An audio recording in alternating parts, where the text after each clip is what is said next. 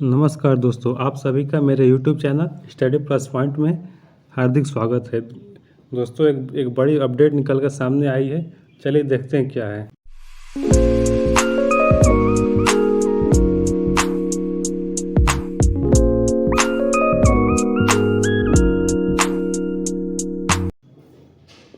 क्या बंद हो जाएगा ट्विटर? सरकार ने दी आखिरी चेतावनी। फ्रेंड्स, आप सभी को मालूम होगा कि कुछ समय से सरकार और ट्विटर के बीच में टसन चल रही है। इसी को देखते हुए एक रिसेंट बहुत बड़ी डेवलपमेंट हुई है और लग ये रहा है कि अगर इस बार ट्विटर ने कुछ अच्छा खासा रिस्पॉन्ड नहीं दिया गवर्नमेंट को, तो ट्विटर को बैन किया जा सकता है या फिर ट्विटर को क्रिमिनल एक्ट के तहत कानूनी पर्चनों में डाला जा सकता है। ये पंजाब केसरी का आर्टिकल है। सरकार की ट्विटर को आखिरी चेतावनी, नए आईटी नियम लागू करें वरना अंजाम भुगतने को तैयार रहें।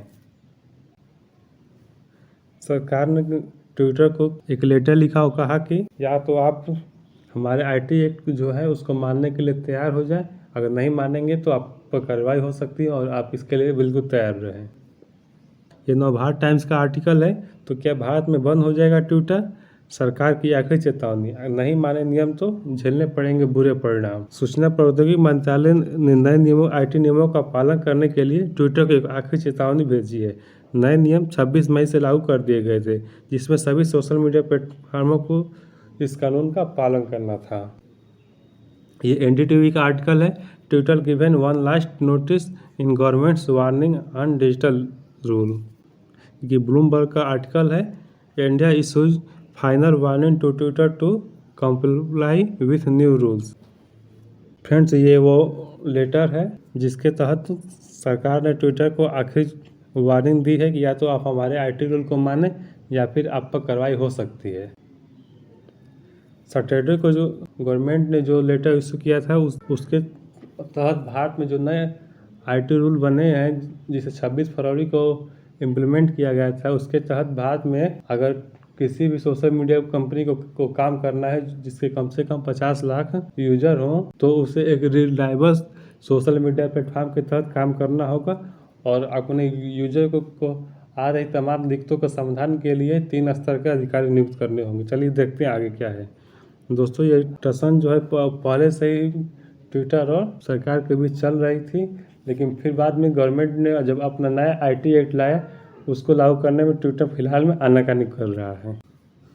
गवर्नमेंट ने ये कहा है कि अगर ट्विटर नए रूल को नहीं मानेगा तो हम ट्विटर को जो हमारा आईटी एक्ट 2000 है उसके आर्टिकल 79 के तहत जो ट्विटर को हमने इंटरमीडिएटरी का दर्जा दे रखा है उसका हम वापस ले लेंगे। तो बता दें कि अगर सरकार ने ये दर्जा वापस ले लिया ट्विटर से, तो ट्विटर एक इंटरमीडिएट नहीं होकर डायरेक्ट एक लायबल पर्सन हो जाएगा, जिसके तहत अगर किसी ने भी ट्विटर पर कुछ भी गलत लिखा तो ट्विटर पर कोई भी व्यक्ति सीधे ट्विटर से केस कर सकता है कि ट्विटर ने ऐसा लिखा है। फिलहाल मैं आपको बता दूं कि जो आईटी एक्ट के धारा 79 है उसके तहत कोई भी सोशल मीडिया कंपनी को सरकार ये संरक्षण देती है कि वह एकमात्र मध्यस्थ है और वो न तो किसी पोस्ट को लिखने वाला है न तो किसी पोस्ट को पढ़ने वाला है, वह बस माध्यम है। इसके तहत उस माध्यम पर कभी केस नहीं किया जा सकता। लेकिन अब गवर्नमेंट ने ये कहा है कि अगर आप हमारे रूल को नहीं मानेंगे तो हम आपको जो ये वेवर दे रखे हैं, इस वेवर को हम वापस ले लेंगे।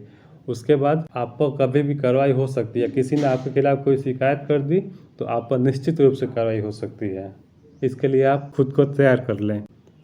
नोटिस को राकेश महेश्वरी ने जारी किया है, जो आईटी मिनिस्ट्री के तहत गठित किए गए साइबर लॉ पे ग्रुप कोऑर्डिनेटर हैं। वो ये कह रहे हैं कि ट्विटर अपने कमिटमेंट पूरा करने की बजाय इधर उधर की बातें कर रहा है और अपने जो कस्टमर है उनको सुरक्षित वातावरण देने की बजाय अपनी जिम्मेदारी से बचने चाह रहा है और भाग रहा है। सवाल ये है कि आखिर में कौन सा गाइडलाइन है जिनको ट्विटर लागू करने में आनाकानी कर रहा है।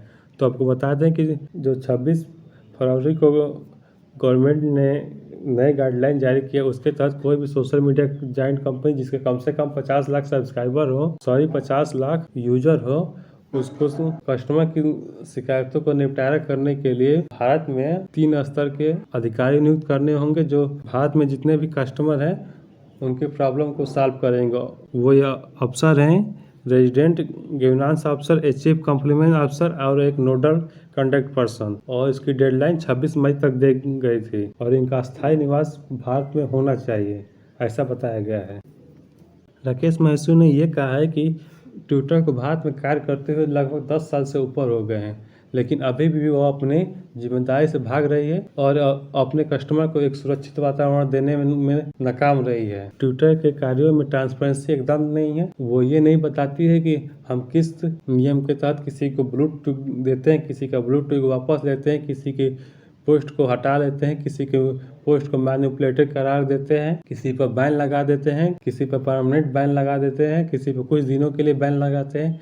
इन सब चीज़ों में कोई भी क्लियरिटी नहीं है, सब कुछ संदेहास्पद है। इसी की तरह IT मिनिस्ट्री ने ये नोटिस जारी किया था और एक नए कानून बनाए थे कि आपको जो भी करना है एक प्रॉपर ट्रांसपेरेंसी हो, ताकि आम लोगों को वो दिख सके कि हाँ, अगर किसी व्यक्ति ने किस कानून के तहत कोई गलत काम किया तो ट्विटर ने उसके खिलाफ क्या एक्शन लिया। इस सब चीज़ों के लिए बराबर एक ट्रांसपेरेंसी होनी चाहिए, जो फिलहाल में ट्विटर नहीं, जबकि ट्विटर को भारत में ऑपरेट करते हुए 10 साल से अधिक हो गए हैं। इसी को ध्यान में रखते हुए राकेश महसूर ने कहा कि ट्विटर को ये नियम फॉलो करने ही होंगे और एक ऐसा मैकेनिज्म बनाना ही होगा जिस पर कस्टमर अपनी शिकायतों को प्रत्यक्ष रूप से दर्ज करवा सके और वो जान सके कि मेरी शिकायतों पर क्या कार्रवाई की गई। आपको बता दें कि जो तीनों अधिकारी हैं जिन्हें IT मिनिस्ट्री ने नियुक्त करने के लिए कहा है, ये इन सबकी रिपोर्ट महीने के बाद मिनिस्ट्री को जमा करनी होगी और बतानी होगी कि कितनी शिकायतें हमारे पास आई और कितनी शिकायतों का हमने समाधान कर दिया। इन सब की चीज़ों के लिए एक बाकायदा ट्रांसपेरेंसी वाली व्यवस्था बनानी होगी। और ये भी बता दें कि अगर कोई कस्टमर किसी चीज़ को लेकर शिकायत करता है तो बाकायदा एक टाइमलाइन दी गई है कि इतने टाइमलाइन के भीतर वो प्रॉब्लम सॉल्व हो ही जानी चाहिए। नए IT रूल के तहत 26 मई तक ये तीनों अफसर नियुक्त करने थे, लेकिन आपको बता दें कि जो एक भारतीय सोशल मीडिया कंपनी है को उसके छोड़कर जितने भी और सोशल मीडिया कंपनी है जैसे फेसबुक हो गया, व्हाट्सअप हो गया, इंस्टाग्राम हो गया, इन सब ने यह अधिकारी नियुक्त नहीं किए थे। उसमें ट्विटर भी शामिल है, लेकिन और बाकी ने ट्विटर के अलावा छोड़कर अब अपना अधिकारी ऐसा नियुक्त कर दिया है या फिर सरकार को आश्वासन दिया है कि हम उस प्रक्रिया में हैं, लेकिन ट्विटर इन सब चीज़ों से साफ आनाकानी कर रहा है और कोई भी जवाब नहीं दे रहा है। आपको बता दें कि कल ही ट्विटर ने जो इंडिया के वाइस प्रेसिडेंट हैं वेंकैया नायडू जी, उनके अकाउंट से ब्लू टिक हटा दिया था और उन्हें अनवेरीफाइड करा दिया। ये वाकई में सोचने की बात है कि वाइस प्रेसिडेंट जो है इंडिया में प्रेसिडेंट के बाद सेकेंड मोस्ट पोस्ट पर इंसान होते हैं और उनके नाम से ब्लू टिक हटा दिया, मतलब उनको अनवेरीफाइड कर दो। एक तरफ दिखाने की कोशिश की कि हम ही सुपरमेसी हैं, हमसे बड़ा कोई नहीं है। ये सोचने की बात है कि कोई बाहर की अमेरिकी कंपनी आकर भारत के लोकतंत्र पर इस तरह से प्रभाव डालता है कि एक खास वर्ग को टारगेट कर रहा है कि आप उसके प्लेटफॉर्म का इस्तेमाल अपनी मन के मुताबिक नहीं कर सकते। आपको ये भी बता दें कि जो ट्विटर के CEO हैं जैक डॉर्सी, उन्होंने एक प्रेस ब्रीफिंग में ये खुद कहा था कि मैं खुद लेफ्ट विचारधारा का समर्थक रहा हूँ, लेकिन उन्होंने साथ ये भी कहा था कि हम अपनी कंपनी पर इस चीज़ का प्रभाव नहीं पड़ने देंगे।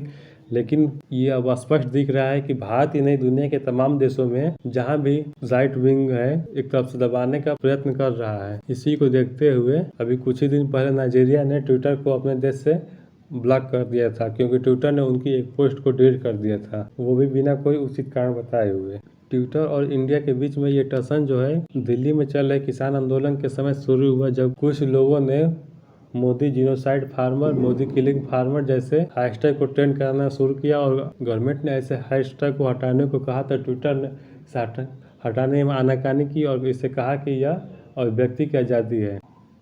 यही नहीं, अभी पिछले महीने ट्विटर ने बीजेपी के प्रवक्ता संबित पात्रा द्वारा जारी की गई एक पोस्ट को, जिसे टूलकिट कहा जा रहा है, उसको मैनिपुलेटेड करार दिया और लेकिन इसका सोर्स नहीं बताया कि हम किस आधार पर इसे मैनिपुलेटेड करार दे रहे हैं। जब दिल्ली पुलिस ने उनसे ये जानने की कोशिश की तो उन्होंने कोई जवाब नहीं दिया। फिर दिल्ली पुलिस जाकर बाकायदा उनके ऑफिस पर एक नोटिस देख कर आई, जिसके लेकर ट्विटर ने अमेरिका से कहा था कि भारत में अभिव्यक्ति की आज़ादी खतरे में है और हम अपने कर्मचारियों की सुरक्षा को लेकर चिंतित हैं। ये वाकई में हैरान कर देने वाली बात है कि ट्विटर खुद अभिव्यक्ति की आज़ादी के नाम पर एक विचारधारा को प्रमोट कर रहा है और एक विचारधारा को डिप्रेस कर रहा है। तो फिर कैसे अभिव्यक्ति की आज़ादी है, पता नहीं। ट्विटर के कौन से गाइडलाइन है ये कुछ स्पष्ट नहीं है।